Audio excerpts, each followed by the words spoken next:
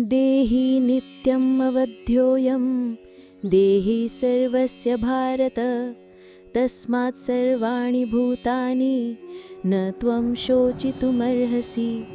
अर्थात, हे भरतवंशी, यह आत्मा सभी के शरीरों में सदा ही अवध्य यानी न मारे जाने योग्य है, इसलिए तुम्हें किसी भी प्राणी के लिए शोक नहीं करना चाहिए। यह श्लोक आत्मा के ज्ञान पर दिए गए लंबे उपदेश का एक शक्तिशाली और निर्णायक सारांश है। सार्वभौमिक सत्य, देहि सर्वस्य। कृष्ण इस सिद्धांत को केवल अर्जुन, भीष्म या द्रोण तक सीमित नहीं रखते। वे कहते हैं कि यह नियम सर्वस्य यानी सभी प्राणियों पर लागू होता है, चाहे वो एक महान योद्धा हो, एक साधारण इंसान हो या कोई जानवर। सभी के शरीर में रहने वाली आत्मा सत्वत और अवध्य है।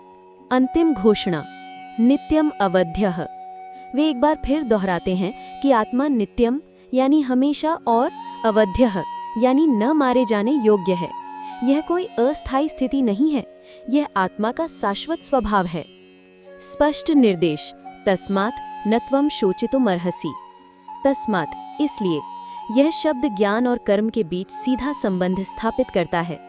सर्वाणि भूतानि यानी किसी भी प्राणी के लिए।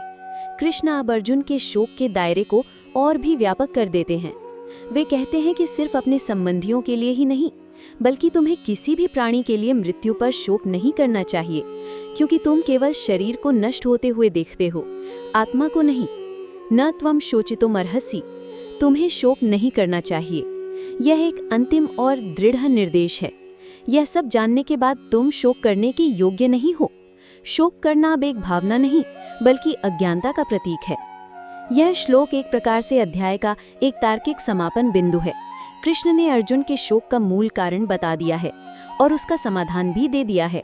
अब वे अगले श्लोकों में एक नए विषय, स्वधर्म या कर्तव्य की ओर बढ़ेंगे।